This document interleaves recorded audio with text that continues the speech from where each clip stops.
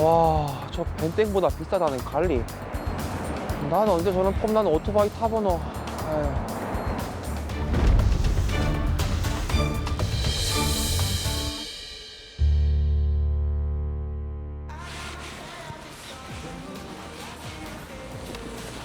이 형님 또 현질하고 있네.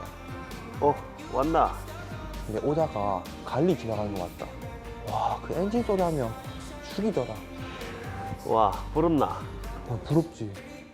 애들이 그 주말에 라이딩 한번 하자는데 오랜만에 오토바이 한번 타러 가볼까? 내 면허 아직 못 땄는데. 네 면허 없어도 오토바이 많이 타봤잖아. 그냥 빨리 들어봐라. 어서. 될라나?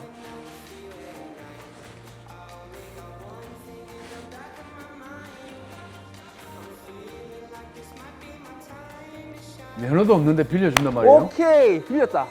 진짜? 이야, 그러면 우리 신나게 한번 달려볼까? 가보자, 형님. 그래. 야, 어떻게 빌려?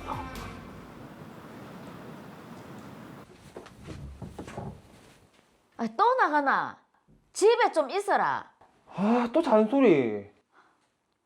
아무리 성인이라지만 맨날 친구들이랑 술 먹고 늦게 들어오고. 에이, 아니, 다른 집 아들은 아르바이트도 하고 그런다던데. 아유, 진짜.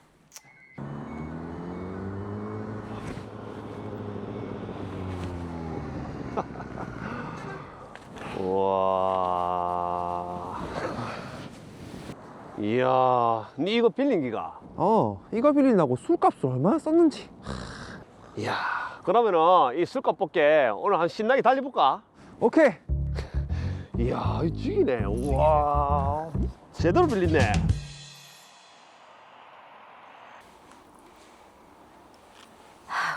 지금 시간이 새벽 1시가 넘었는데 아직도 안 들어오고 뭐하노?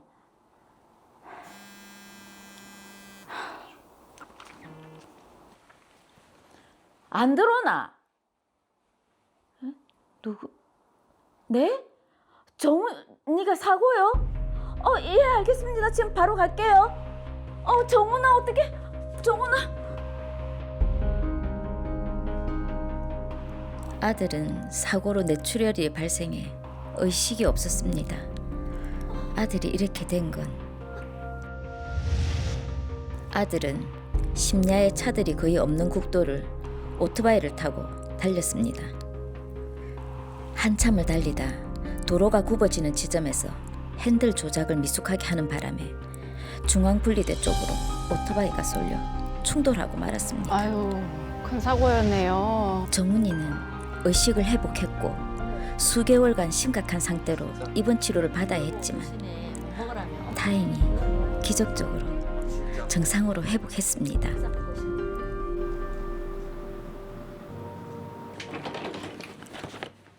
아들, 컨디션은? 괜찮아요.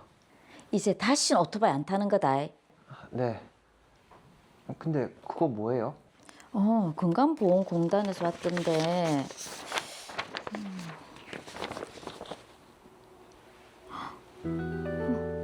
엄마, 왜요? 정훈이 네가 병원에 치료받을 동안 국민건강보험공단에서 병원에 지불한 요양급 1억 원을 모두 반환해야 한단다. 네? 1억 원을요? 그래, 네가 무면허로 운전해서 보험급여를 받을 수 없다는데. 1억 원, 그 큰 돈 어떻게 해야 하노?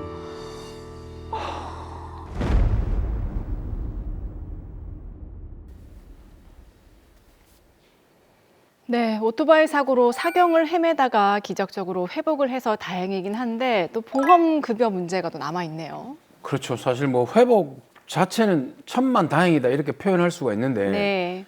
물론 또 이 정훈 씨 같은 경우는 반성도 하고 있고 나머지는 문제가 되지 않는데 이 건강보험공단에서 그동안 치료를 받으면서 냈던 돈 있지 않습니까? 네. 요양급여 1억 원을 다시 반환을 해야 된다. 예. 이렇게 얘기를 하니까 와, 금액도 너무 크고 지금 이 문제입니다. 자, 그렇습니다. 이정훈 씨가 지금 무면허로 운전을 했기 때문에 지금 보험급여를 받을 수 없다는 건데 한세영 변호사님 어떻습니까? 근거가 있습니까? 네, 국민건강보험법 제53조를 보면 고의 또는 중대한 과실로 인한 범죄 행위의 원인이 있거나 고의로 사고를 일으킨 경우에는 보험급여를 주지 않는다고 되어 있습니다. 건강보험공단은 이정훈 씨가 면허도 없이 오토바이를 모은 것은 도로교통법을 위반한 범죄 행위이고 따라서 원래 보험급여를 받을 수 없는 경우니까 공단이 병원에 이정훈 씨의 치료비를 대신 내준 부분을 이정훈 씨가 부당이득으로 반환해야 한다라면서 전액 환수를 통보한 것입니다. 네, 사실 뭐 무면허 운전은 불법이 분명하고요. 그렇죠. 지금 뭐 불법 행위를 하다가 다쳤으니까 이 국민의 세금인 건강보험으로 치료를 해주는 것이 맞나 뭐 이런 생각이 들기도 합니다. 자, 들어봤을 때는 건강보험공단의 말도 맞는 것 같은데요. 네, 충분히 그렇게 생각하실 수 있습니다. 하지만 법의 목적을 봐야 합니다. 국민건강보험법 제1조를 살펴보면 이 법은 국민의 질병과 부상에 대해 보험급여를 실시해서 국민 보건 향상과 사회보장 증진을 목적으로 한다라고 되어 있습니다. 즉 이것은 징벌을 위한 형법이 아니라 국민을 보호하기 위한 사회 안전망입니다. 그래서 법원은 급여를 제한하는 사유를 아주 엄격하게 해석해야 한다고 보고 있습니다. 범죄를 저질렀다고 해서 무조건 치료받을 권리를 박탈하면 법을 어긴 사람들이 치료를 받지 못해서 생명이 위태로워지는 결과가 초래될 수 있으니까요. 근데 지금 이정훈 씨 같은 경우에는 병원에서 퇴원을 할 때 네. 치료를 다 받고 퇴원을 할 때 그동안 들었던 1억 원을 내놔라 이렇게 얘기했잖아요. 예. 근데 처음에 치료를 받으러 갔을 때 이분은 무면허 운전이니까 저희들이 치료를 할 수 없습니다라고 처음부터 거절을 했으면 어땠을까? 이거는 좀 불가능한가요? 그러면 또 위험하지는 않았을까 싶기도 하면서 또 한편으로 생각을 해보면 나중에 또 이렇게 큰 돈을 토해낼 일은 없지 않았나 싶기도 하네요. 네, 두 분 다 아주 현실적인 질문이신데요. 네. 결론부터 말씀드리면 병원이나 건강보험공단은 치료 단계에서 보험 적용을 거부할 수는 없습니다. 여기에는 우리 건강보험 제도에 아주 중요한 두 가지 원칙이 숨어 있습니다. 자, 치료 단계에서 보험 적용을 거부할 수 없는 두 가지 원칙 어떤 겁니까? 네, 첫 번째는 요양기관 당연 지정제입니다. 이것은 대한민국 내의 모든 병원과 약국은 법적으로 당연히 건강보험기관으로 지정된다는 뜻입니다. 그리고 건강보험법은 요양기관이 정당한 이유 없이 요양급여를 거부하지 못한다고 정하고 있습니다. 즉 병원은 환자가 오면 건강보험 환자로 받아야지 정당한 이유 없이 당신은 보험이 안 돼 라면서 진료를 거부하거나 보험 적용이 아닌 일반 수가를 매길 수 없다는 것입니다. 네. 그러니까 임의로 병원 임의로 된다 안 된다를 판단하면 그거는 안 된다 네. 이 말인 것 같은데 그럼 두 번째 원칙은 뭡니까? 네, 두 번째는 선지급 후정산 시스템입니다. 우리가 병원비를 낼 때 구조를 한번 생각해 보면요. 환자는 전체 진료비의 약 20에서 30% 정도인 본인 부담금만 냅니다. 네. 그렇다면 나머지 70에서 80%인 공단 부담금은 누가 낼까요? 공단 부담금이니까 건강보험공단에서 내겠죠? 네, 맞습니다. 예. 병원은 환자를 치료하고 환자에게 못 받은 나머지 돈을 공단에 청구합니다. 이때 공단은 환자가 무면허인지 음주운전인지 범죄를 저질렀는지 그 자리에서 즉시 수사관처럼 조사할 수가 없습니다. 일단은 병원의 청구대로 진료비를 지급합니다. 환자의 생명을 구하는 게 우선이기 때문입니다. 자, 그렇기 때문에 이 사례에서도 일단 공단이 1억 원이나 되는 큰 돈을 병원에 지급을 한 거군요. 네, 정확합니다. 공단은 일단 병원에 돈을 줍니다. 그리고 나서 나중에 경찰 조사 결과나 사고 기록을 검토하다가 이 사람 무면허 운전하다가 사고를 냈네. 이건 급여 제한 사유인데 라고 확인되면 그때 가서 환자에게 우리가 병원에 대신 내준 돈 당신이 잘못해서 생긴 사고니까 다시 내놔 라고 하는 겁니다. 네. 이것을 법적으로 부당이득금 환수 처분이라고 합니다. 그러니까 이제 이해가 되네요. 병원 같은 경우는 치료가 필요하니까 생명을 위해서 치료를 하게 되고 이유를 묻지 않고 그리고 난 다음에 나중에 따져보니까 요거는 잘못된 급여가 나갔다라고 뒤에 정산을 해봐서 네. 다시 환수를 요구한다. 이렇게 보면 되겠네요. 네, 그렇습니다. 바로 그 지점에서 법적 다툼이 시작된 겁니다. 공단은 범죄니까 돌려받겠다는 거고 환자 입장에서는 치료는 정당하게 받은 건데 너무하다는 입장이 충돌하는 겁니다. 자, 그런데 앞서 이제 고의 또는 중대한 과실로 인한 범죄 행위의 이제 원인이 있으면 보험 급여를 하지 않는다. 그리고 또 법원은 그 부분을 엄격하게 이제 분석을 한다라고 하셨잖아요. 네, 그렇습니다. 구체적으로 설명해 드리도록 하겠습니다. 법원은 법문의 요건 중에서 중대한 과실 부분이라는 요건을 되도록 엄격하게 해석하라고 하고 있습니다. 여기서 중대한 과실이란 통상인에게 요구되는 주의를 하지 않더라도 약간의 주의만 했다면 손쉽게 결과를 예견할 수 있었는데도 만연이를 간과한 상태, 쉽게 말해서 거의 고의에 가까울 정도로 현저하게 주의를 안 한 상태를 말합니다. 이 정도 과실로 인한 경우에만 보험급여를 제한해야 한다는 것입니다. 자, 그런 내용을 이 사건에 대입을 해보면 지금 무면허 운전 같은 경우에는 내가 면허가 없는데도 운전을 한 거잖아요. 그렇죠. 그럼 이건 고의 범죄 아닙니까? 네, 맞습니다. 그 무면허 운전은 도로교통법에서 금지하고 있는 행위로 내가 면허가 없는 것을 알고도 운전한 것이니까 고의 범죄에 해당한다고 할 수 있습니다. 그럼 이게 당연히 고의가 개입이 됐으니까 보험급여는 제한이 돼야 되는 거 아닌가요? 네, 그렇게도 볼 수 있지만요. 보험급여를 하게 된 원인인 교통사고 자체는 과실에 의해 발생한 것이므로 중대한 과실이냐 아니냐에 따라서 보험급여 제한 여부가 판단되어질 수도 있습니다. 그리고 설령 고의 행위로 보더라도 건강보험법의 급여 제한 사유를 자세히 보면 고의 또는 중대한 과실로 인한 범죄 행위의 그 원인이 있는 경우라고 해서 사고가 범죄 행위 때문에 일어난 것이 아니라면 또 보험급여를 하도록 되어 있습니다. 자, 그렇다면 이정훈 씨의 경우는 어떤가요? 범죄 행위인가요? 아닌가요? 네, 제가 확인해 보니 이정훈 씨는 사고 지점까지 약 70km 정도를 운전해 왔고요. 이전에 오토바이를 몇 차례 몰아본 경험도 있었습니다. 네. 이런 점을 보면 이 사고는 면허가 없어서가 아니라 사고 순간의 운전 조작 실수나 부주의 때문에 난 것으로 볼 여지도 충분해 보입니다. 즉 중대한 과실로 보기 어렵고 또 범죄 행위인 무면허 운전과 사고 발생 사이에 직접적인 인과관계가 없다고 판단할 수도 있어 보입니다. 면허가 이제 없다는 그 사실이 큰 이제 사유가 되지 않는다는 말씀이신 것 같은데, 자, 어쨌든 이정훈 씨는 지금 건강보험공단으로부터 1억 원 전액을 환수하라라는 통보를 받았는데, 그럼 어떻게 하면 될까요? 네, 이정훈 씨는 공단의 환수 처분에 대해서 다퉈볼 수 있는데요. 처분서를 받은 지 90일 이내에 건강보험공단 이의신청위원회에 이의신청을 할 수 있습니다. 그리고 이 외에도 행정심판이나 행정소송으로도 다툴 수 있습니다. 사실 저는 뭐 이때까지 살아오면서 건강보험공단에서 환수를 하겠다는 통지를 받아본 적이 없잖아요. 그렇죠. 예. 주변에도 다 비슷할 거예요. 근데 실제로 이런 일들이 많이 일어납니까? 그 실제로 무면허 운전 외에도 음주운전과 신호위반 사례에서 건강보험을 적용받아서 치료를 받았는데 건강보험공단이 사고 이후 환수 처분을 하는 경우가 많이 있습니다. 그래요? 이런 경우에도 사고 발생 경위를 검토해서 만약 사고가 오로지 운전자의 중대한 과실로 인해 발생한 것이 아니라면 건강보험공단의 환수 처분에 대해서 다툴 수 있습니다. 굉장히 좀 다툼의 여지가 많은 부분일 것 같아요. 자, 이 사건 마지막으로 정리를 해보겠습니다. 이정훈 씨를 위한 솔루션 제시해 주시죠. 무면허 운전은 절대 해서는 안 될 행동이었지만 건강보험공단의 환수 처분은 또 별개의 문제입니다. 사안을 살펴보니 이정훈 씨는 본인에게 중대한 과실이 없음을 주장해서 환수 처분을 취소할 수도 있을 것 같아 보입니다. 이의 신청이나 행정소송을 제기해서 꼭 판단을 받아보시기 바랍니다.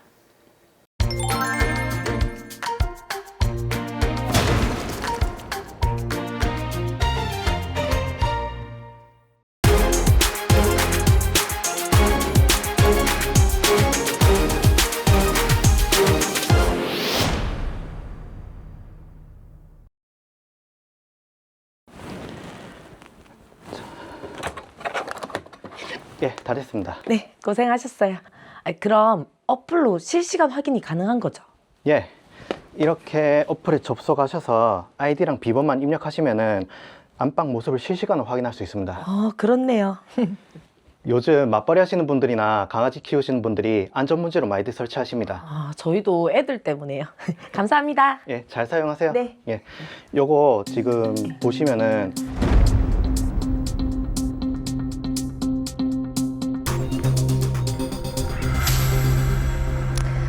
어제도 별일 없었겠지.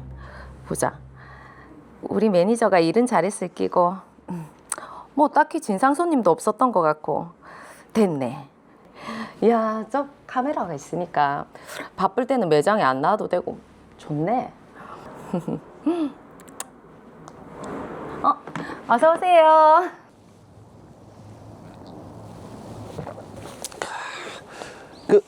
니 요즘 인터넷 설치하러 안 다니나? 인터넷 말고 홈캠 얼마 전에도 갔다 왔지. 오늘 휴가다. 오, 직장 좋은데? 좋으면 뭐하노. 돈이 안 되는데. 아이고, 월급이 너무 적어서 고민이다. 그래? 야, 근데 니는 언제 취직할 낀데 부모님한테 계속 손 벌리는 거 부끄럽지도 않나? 아이, 뭐, 나도 다 생각이 있다. 무슨 생각? 니도 돈 벌어야 되니까 나랑 같이 해볼래? 뭔데?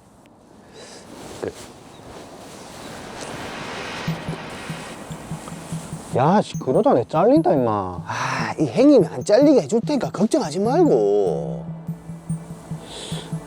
야, 그러면 내가 IP 몇 개만 빼주면 된다 이기가? 당연하지. 건당 두둑하게 쳐줄게. 오케이. 주머니 빵빵하게, 알지? 오케이. 많이 안 주기만 해봐라. 내가 제대로 챙겨줄게. 걱정하지 마라.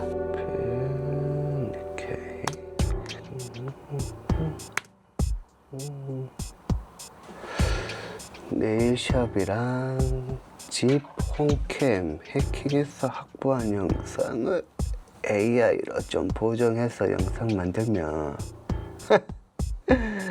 야,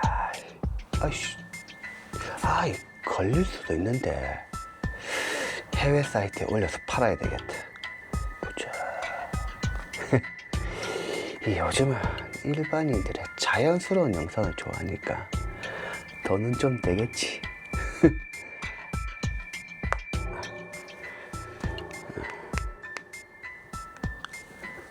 무영아. 내가 영상 해외 사이트에 하나 올렸거든. 아마 조만간 돈 들어온 대로 내가 보내줄게. 현금으로 보내면 걸릴 수도 있으니까 네 코인 하지? 내 코인으로 쏴줄게. 알았다. 오케이.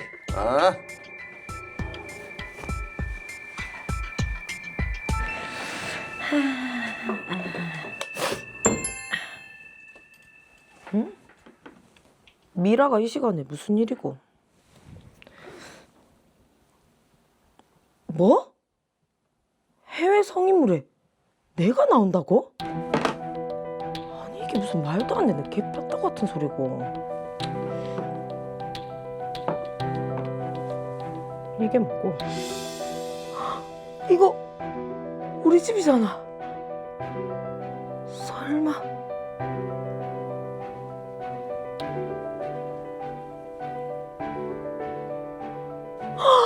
오, 섬뜩한데요. 이거 우리 집 맞는데? 그럼 이게 말로만 듣던 해킹? 안 되겠다. 네, 여보세요? 거기 경찰서죠? 제가 홈캠 해킹 피해를 당했는데요. 네네. 예, 여보세요? 예, 네일샵 맞는데요. 예? 저희 샵 CCTV가 해킹됐다고요? 어머야, 이게 무슨 일이고? 예, 아니 저희 손님들 모습이 해외 사이트에 판매가 됐다고요? 그럼 저 어떡해요? 저 설마 소송 당하는 건가요? 저 아무것도 몰랐습니다, 저는. 예.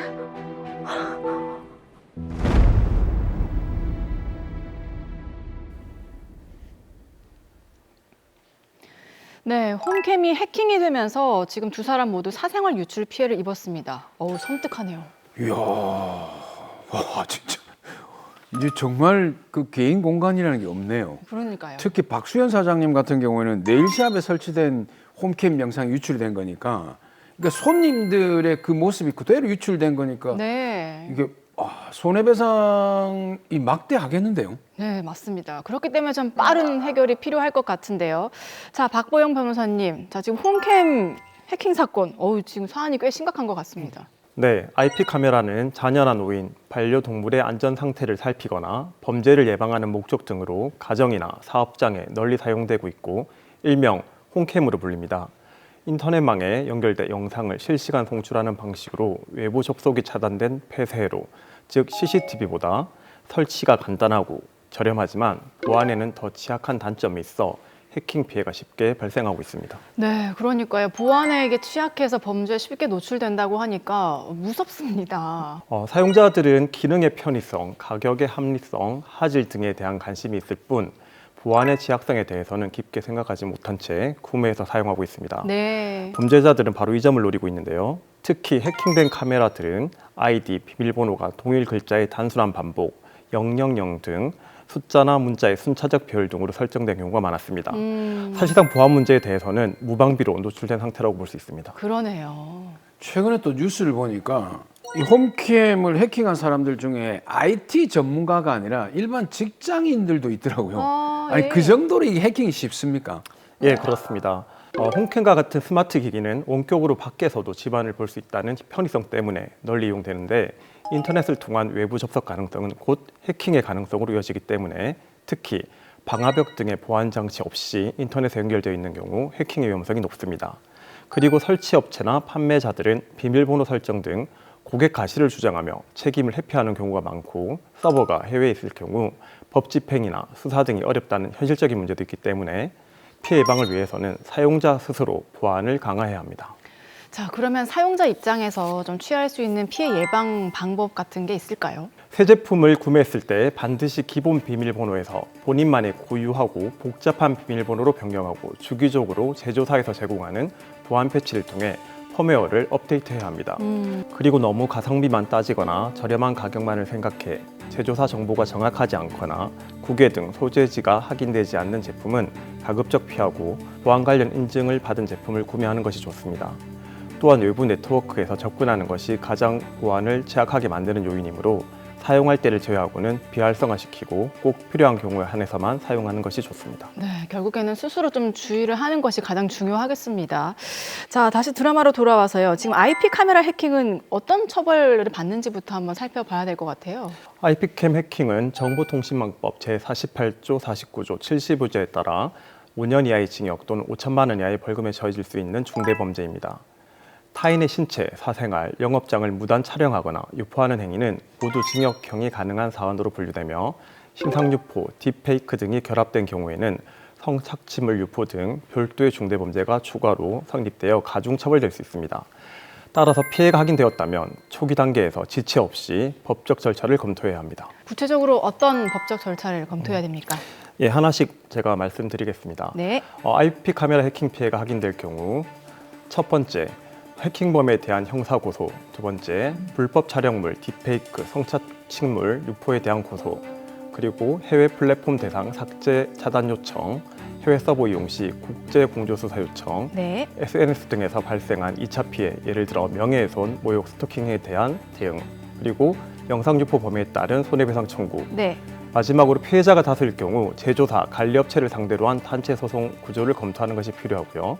해킹 피해는 하루가 지날 때마다 유포되는 범위가 기하급수적으로 확대되는 특성을 가지고 있기 때문에 개별 절차를 순차적으로 진행하는 방식보다는 동시에 여러 조치를 병행하는 것이 구조적 대응이 필요합니다. 네. 이야, 이게 지금 보니까 이걸 동시에 대응하기가 쉽지가 않겠네.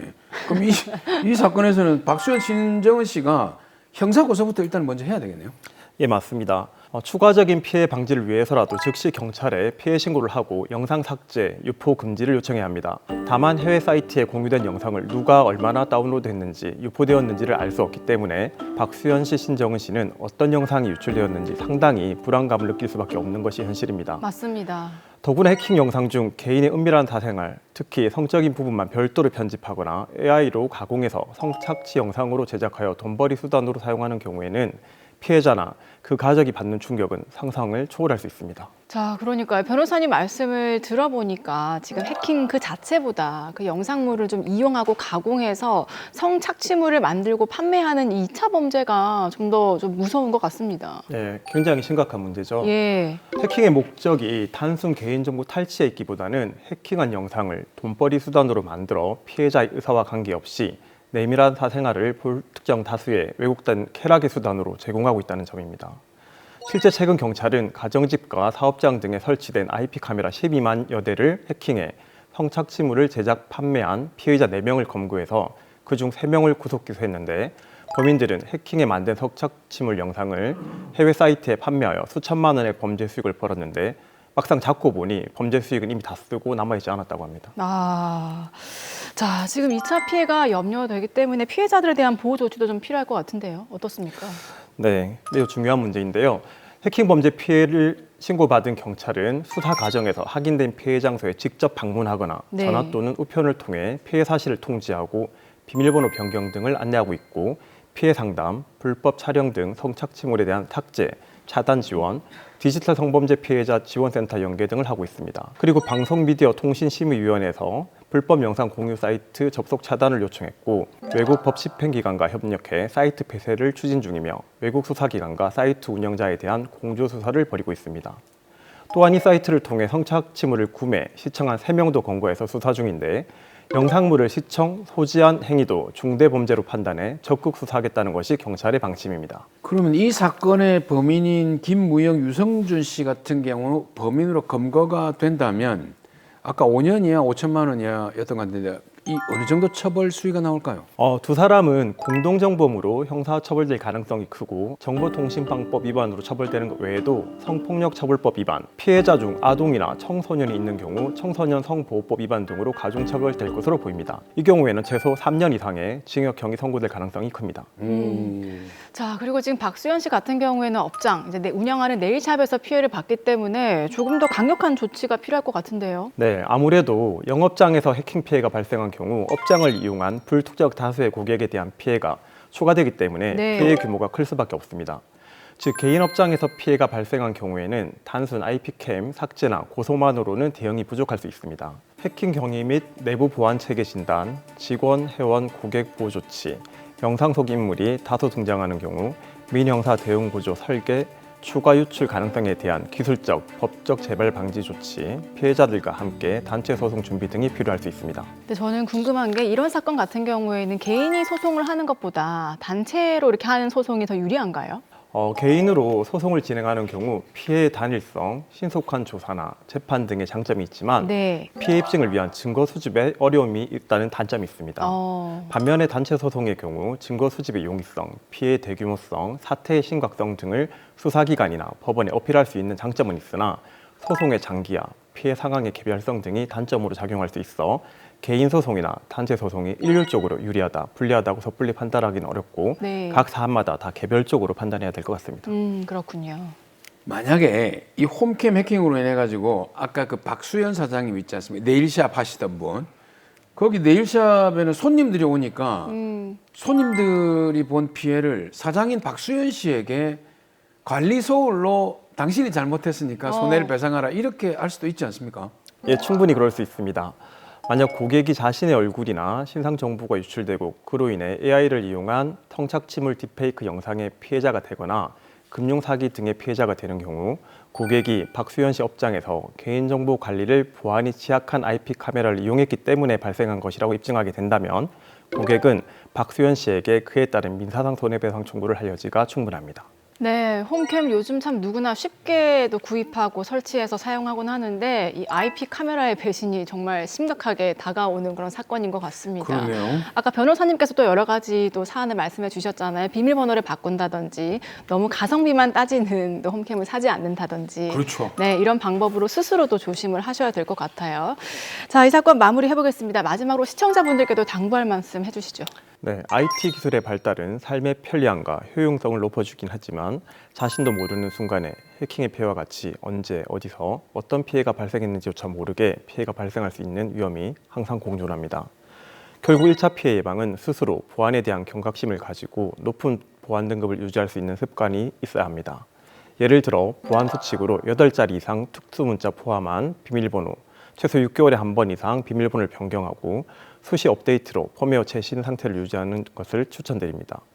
그리고 최근 대규모 해킹 피해가 많은데 정보를 관리하고 있는 기업들도 고객이 안전하게 이용할 수 있도록 보안 시스템 강화에 최선을 다해 주시기를 요청드립니다.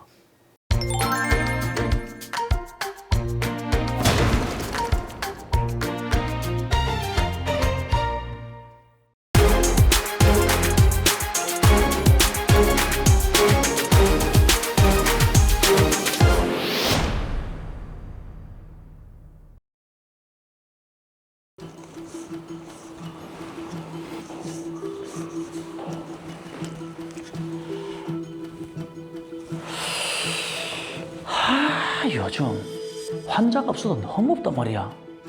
다른 정형외과 병원에는 환자가 미어 터진다 하는데 왜 우리 병원만?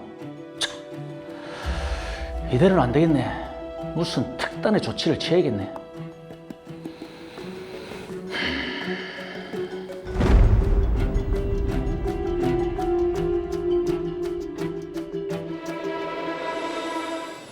병원 마케팅 때문에 오셨다고요? 예, 요즘 저희 병원에 환자가 좀 줄어서 마케팅을 좀 해볼까 했어요. 그 너튜브나 사람별 그램 채널은 있으시죠? 그런 거 없는데요. 선생님, 요즘 경쟁 병원에서는 다들 SNS로 광고 중입니다. 그런데 저희는 어르신들이 많이 오는 병원이라 그게 먹힐까요? 아유, 그럼요. 요즘 어르신들도 다들 너튜브 보시고 그 자녀분들도 SNS를 보고 추천을 했다면서 병원에 오시고 합니다. 아, SNS 광고는 치료 효과를 강조하는 영상이나 그 치료 전후 사진을 중심으로 홍보를 하면 효과가 아주 큽니다. 아, 그래요? 예.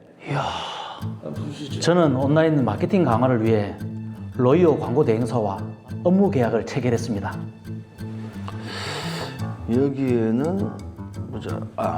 연거래 90%가 재생됩니다 라고 넣고, 이 부분에는 수술 없이 2주 후면 통증이 완전히 사라집니다 본인이 의사인가요? 라고 하면 되겠네.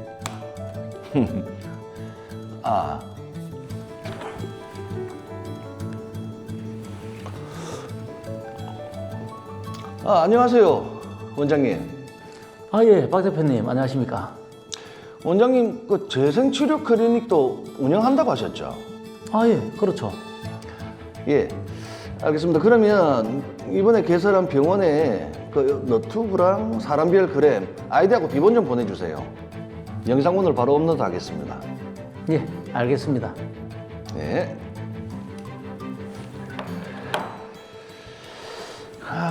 근데 재생치료 클리닉에서 하는 기술은 처음 보던 거던데.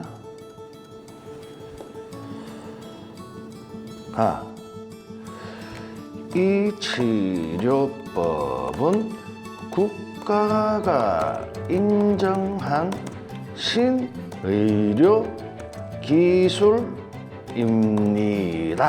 라고 자면 넣으면 되겠네. 그래야 사람들이 많이 오지. 글쎄요. 원장님이 SNS 올린 거는 사진을 비교해서 만들면 되겠다. 연골이 새롭게 형성됩니다 라고 자막을 넣고, 이거 한번 보시죠. 근데 이거 의료법에 걸리는 거 아닙니까? 아무래도 좀 사전 심의는 받아야 될 것 같은데. 이거는 원장님 개인 SNS에 올린 거라서 심의 대상이 아닙니다. 그래요? 그럼 병원 채널에만 안 올리면 되는 거네요? 그럼요. 걱정 전혀 하실 필요 없습니다. 알겠습니다. 그럼 아이디랑 비번 보낼 테니까 바로 업로드 좀 부탁드릴게요. 네.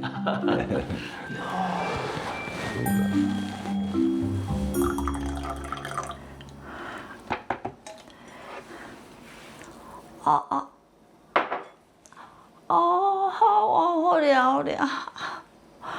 맨날 약 먹고 치료받아도 소용도 없고, 어디 시술 잘하는 데 있으면 한번 가봐야 되나? 안 먹고 또 광고가. 알고리즘을 탔네요. 병원이네. 진짜가 연골이 90%나 재생이 된다고? 통증도 2주면 사라지고. 엄마야, 여기 어디고? 바로 가봐야겠네.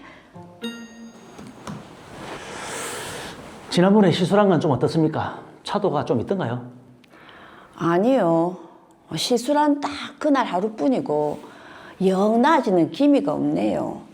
병원 광고에서는 2주면 통증이 사라진다더니 치료받은 지 저는 한 달이나 됐는데.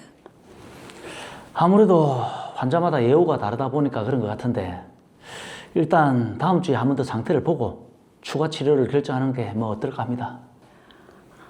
예.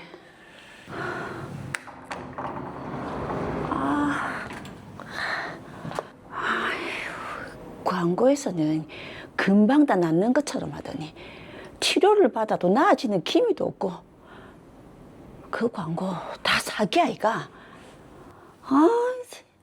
아들이 너튜브 광고는 믿지 말라고 그랬는데 안 되겠다. 예. 거기 보건소죠. 의료 광고 민원을 좀 제기하려고 하는데요. 네. 예? 광고 영상 사전 심의를 안 받아서 행정처분이 내려질 수 있다고요? 아니, 저는 광고 대행업체의 모든 걸 맡겨서 진행했는데 제가 왜 처분을 받아야 됩니까? 예? 그리고 제 개인 SNS 영상도 심의 대상이 됩니까? 저는 이 행정처분 못 받아들입니다.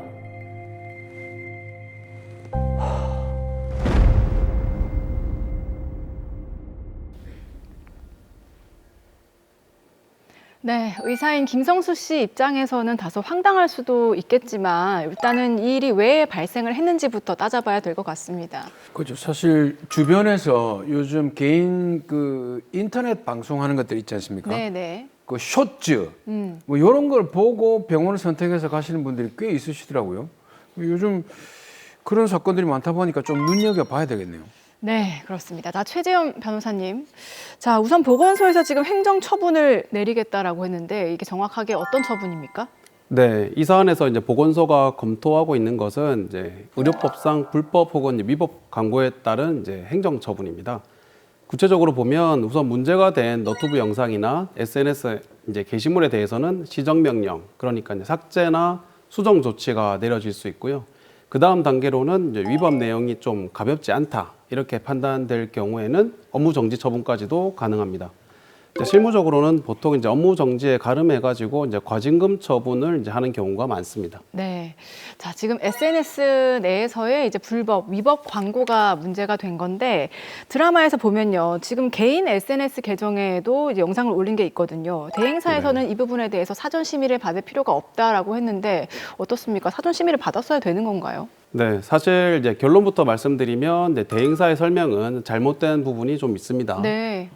이번 사례처럼 너튜브나 이제 인별그램을 통해서 이제 의료 관련 영상을 좀 올리는 경우에는 개인 계정이든 이제 병원 계정이든 거의 예외 없이 사전 심의 대상이다 이렇게 보셔야 합니다. 실제 이제 의료법상 이제 사전 심의 과정에서는 개인 SNS냐 뭐 아니냐 뭐기를 따지기보다는 해당 의료 광고가 이제 불특정 다수에게 노출되는 구조인지 아닌지를 기준으로 판단을 하고 있습니다. 그래서 이제 개인 뭐 너튜브 채널이나 이제 개인 SNS에 뭐 치료 효과를 좀 강조한 영상이라든지 시술 관련 내용을 좀 올렸다. 뭐 그런데 이제 사전 심의 없이 이제 광고를 했다. 이런 이유로 이제 행정 처분을 받은 사례가 계속 나오고 있는 실정입니다. 네. 그러니까 이제 광고의 형식이라든지 뭐 계정의 귀속보다는 환자의 유인을 목적으로 그렇게 한 의료 광고인지 그걸 여부로 중심적으로 판단한다 보시면 되겠습니다. 네. 그럼 일단 환자 유인을 목적으로 했다. 이렇게 보면 그게 개인 계정이든 병원 계정이든 상관없이 사전 심의를 해야 된다. 이렇게 보면 되겠네요. 네, 맞습니다. 이제 원칙적으로는 이제 그렇다 보시면 되고요. 다만 이제 여기서 중요한 거는 모든 의료 관련 게시물들이 전부 뭐 사전 심의 대상이 된다. 이렇게 보는 건 아니고요.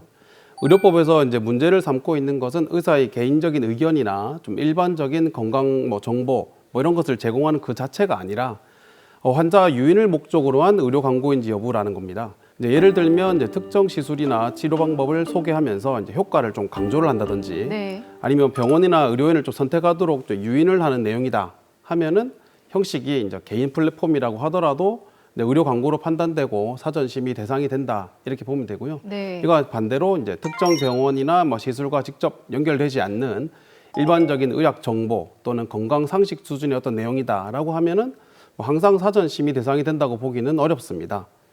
그럼에도 불구하고 이제 심의 대상인지 판단 경계가 상당히 좀 좁고 모호하거든요. 그렇기 때문에 의료인 입장에서는 광고인지 아닌지 좀 애매하다 싶다면 광고로 본다. 이렇게 생각을 하시고 접근하는 게 가장 안전하겠다. 이렇게 말씀드릴 수 있겠습니다. 자, 그런데 지금 이제 이 영상이 김성수 씨가 직접 만든 게 아니고 광고 대행사에서 만들었거든요. 그럼 심의에 대한 책임도 대행사가 져야 되는 거 아닙니까? 네, 이제 이 부분도 이제 많은 분들이 좀 오해를 하시는 지점인데요. 네. 의료 광고에 대한 법적 책임은 원칙적으로는 이제 광고 대행사가 아니라 해당 의료인에게 있습니다.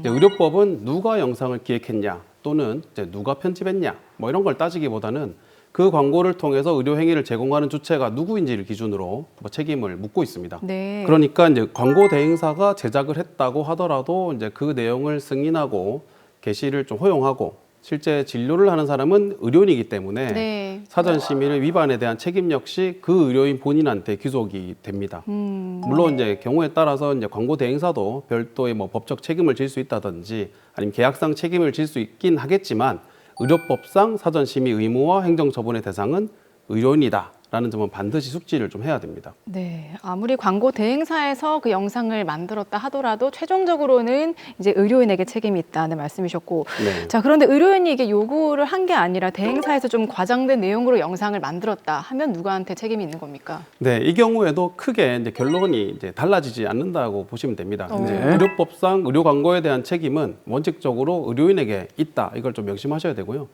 의료인이 과장된 표현을 직접 요구하지 않았다고 하더라도 이제 그 광고 내용을 최종적으로 승인을 하고 게시를 좀 허용을 하고 또 그 광고를 통해 실제 진료를 제공하는 주체도 의료인이기 때문에 의료법에서는 의료인이 행정처분의 대상이다 이렇게 이제 보고 있습니다. 실제로도 이제 대행사가 알아서 만들었다 또는 나는 좀 구체적으로 지시하지 않았다 이렇게 해가지고 이제 변론하시는 분들이 있는데 이런 사정은 이제 행정처분을 피할 수 있는 사유로 인정이 되질 거의 그렇진 않고 있습니다. 다만 이제 광고 대행사가 이제 의료인의 의사와 좀 완전히 무관하게 위법한 광고를 제작했다면 이건 이제 의료인의 어떤 고의성이 인정되지 않을 수는 있지만 문제는 이거 입증하기도 쉽지를 않고요. 다만 이런 경우에 이제 대행사 역시 별도의 법적 책임을 질 수는 있을 것 같다라고 보시면 되겠습니다. 네. 그러면 지금 사전 심의를 해야 된다고 했잖아요. 네. 사전 심의 절차가 이거 지금 어디 방송국에 갖다 줘야 되나요? 이 절차가 어떻게 되죠? 이 사전 심의 절차도 사실 생각보다 복잡하지 않습니다. 이제 의료인이 광고를 하려는 경우에는 먼저 이제 광고에 사용할 영상이나 문구, 그 이미지 등 시안을 준비를 해서 이제 의료법에 따라서 지정된 의료 광고 자율 심의 기구에 사전에 심의 신청을 하면 되는데요. 현재 의료 광고 심의는 의사인 경우에는 대한의사협회의 의료 광고 심의위원회에서 하고 치과의사는 대한치과의사협회, 한의사 같은 경우는 대한한의사협회 등 이제 각 그 지역별 협회의 산하의료광고심의위원회에서 담당을 하고 있습니다. 네. 이 심의기관에서는 광고 내용이 이제 의료법상 이제 금지되는 허위나 또는 이제 과장 표현은 없는지 또 환자에게 또 오해를 줄 소지는 없는지 이런 걸 검토를 다 하고요. 문제가 없다고 판단이 되면 심의필 변호를 부여를 하게 됩니다. 근데 만약에 이제 광고 내용 중에 일부 표현에 좀 문제가 있다 또는 이제 뭐 조금 이상하다라고 한다면 이제 조건부 승인이나 수정 요청이 나오게 되고 그 지적 사항을 반영해서 다시 제출하는 방식으로 이제 광고 심의가 진행이 됩니다. 네. 자, 그렇게 사전 심의를 거쳐서 이제 광고를 만들었어야 되는데 이 사건은 그러지가 못했고요. 자, 하윤경 씨가 신고를 하게 된 이유가 영상에 좀 과장된 표현이 네. 많았다. 이렇게 얘기를 했네요. 그렇죠. 제가 지금 확인을 해보니까 여러분들 드라마 보셔서 아시겠지만 2주면 90% 연골이 재생이 된다. 네. 통증도 완전히 사라진다. 그리고 새로운 기술이 국가가 인정한 예. 신의료 기술이다. 요거는 뭐 정확히 확인도 안 하고 이런 표현을 쓴 것 같은데 네. 이게 허위 과장 광고 이런 게 해당되겠죠? 맞습니다. 이제 해당 이제 표현들은 의료법상 허위나 이제 과장 광고에 해당할 가능성이 아주 큽니다. 이제 의료법은 단순히 이제 사실이냐 아니냐 이것만 보는 게 아니라 이제 일반 소비자가 그 표현을 어떻게 받아들이느냐 뭐 이걸 기준으로 판단을 하게 되는데요. 먼저 이제 여기 나와 있는 것처럼 2주면 100% 낫는다. 연골 치료면 다 재생한다는 식의 이제 표현이라면 네. 그런 치료나 시술은 모든 환자에게 뭐 일정 기간 내에 확실한 효과가 있는 것처럼 단정적인 표현을 하고 있는 거거든요. 근데 이런 표현들은 의학적으로 뭐 객관적으로 입증하기도 어렵고 또 의료법에서는 이러한 확정적, 단정적 치료 효과나 표현을 명확하게 금지를 하고 있습니다. 자, 그러면 뭐 국가가 인정한 신의료 기술이다. 이런 표현은 어떻습니까? 국가가 인정했기 때문에 쓰는 거 아닙니까? 이제 이런 표현도 사실은 굉장히 문제가 되는데요.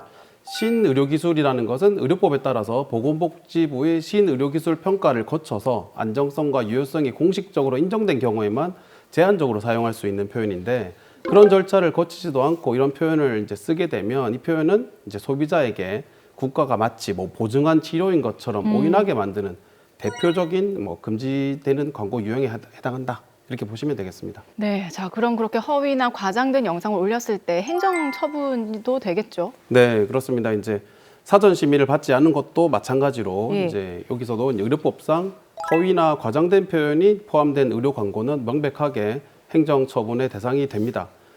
허위나 이제 또 과장 광고의 경우에는 이제 보건소가 마찬가지로 이제 시정 명령 또는 업무 정지 그리고 이제 과징금 부과 같은 행정 처분을 할 수 있게 되고요. 그 계좌 기간이 좀 길고 광고 노출 효과가 좀 큰 경우에는 아무래도 단순한 뭐 시정 명령이나 경고 조치보다는 네. 업무 정지나 과징금 부과 쪽으로 이어질 가능성이 높습니다. 이 허위 과장 광고와 이 사전 심의 위반이 네. 뭐 행정 처분, 뭐 업무 영업 제한이라든지 이런 게 뭐 효과가 있겠습니다만은 사람의 신체를 다루는 거니까 네. 형벌 대상이 돼야 될 것 같은데 이 형법상의 어떤 다른 처벌은 없나요? 네, 이 부분도 많은 이제 의료인들이 좀 놓치고 있는 부분이긴 한데 허위나 이제 과장 광고 또는 이제 사전 심의를 위반했던 이제 광고들은 행정 처분으로만 끝나는 건 아닙니다. 이제 의료법 제 89조에 따르면 허위 또는 과장된 내용으로 의료 광고를 하거나 네. 또는 이제 사전 심의 없이 의료 광고를 한 경우에 대해서 1년 이하의 징역 또는 1천만 원 이하의 벌금을 처할 수 있다 이렇게 규정을 하고 있습니다.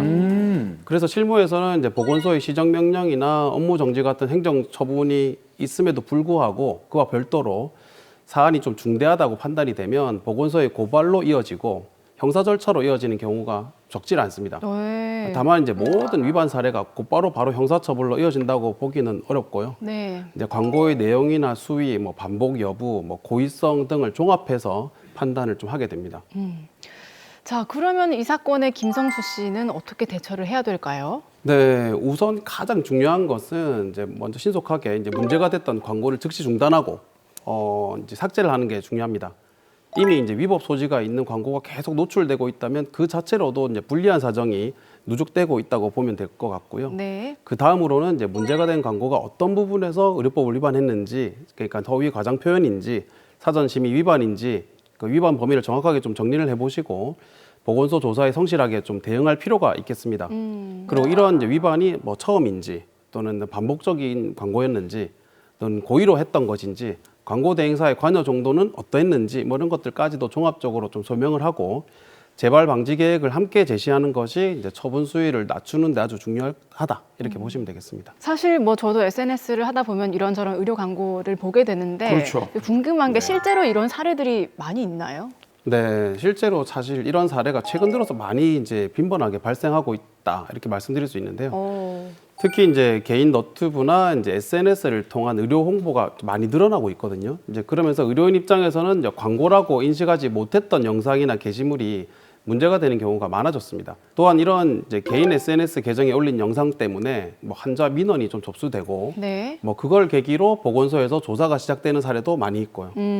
따라서 이제 이 사안이 결코 뭐 예외적이거나 이례적인 사례는 아니고 그러니 이제 병원이나 의원을 이제 경영하시는 분들 입장에서는 특히 좀 주의해야 될 부분이다 이렇게 보시면 되겠습니다. 그러네요. 사실 근데 의료인들 입장에서는 아까 드라마 보셔서 아시겠지만 네. 상세한 법적 규정들을 잘 모르거든요. 네. 그 개인 채널에 올리시면 됩니다. 그러니까 아 그래요? 이러지 않습니까? 이게 이렇게 모르고 있는 상황에서도 대처를 할 수 있는 예방 방법이라고 해야 될까요? 그런 게 있을까요? 충분히 좀 예방할 수 있는 방법들은 있습니다. 이제 가장 중요한 기준으로는 아까 말씀드린 대로 광고인지 아닌지 좀 애매하다 한다면 무조건 광고로 본다는 생각으로 접근하시는 게 좋을 것 같고요. 네. 의료인이 개인 SNS나 너튜브에 이제 컨텐츠를 올릴 때는 특정 시술이나 뭐 치료 효과를 설명하면서 환자가 병원이나 의료인을 선택하도록 좀 유도하는 요소가 조금이라도 있다면 이건 정보 제공이 아니라 의료 광고로 좀 판단될 가능성이 높다 이렇게 이제 보셔야 됩니다. 따라서 이제 문제를 예방하는 차원으로는 첫째 이제 광고에 해당할 수 있는 내용은 반드시 좀 사전 심의를 거친 뒤에 게시하는 것이 가장 안전하고요.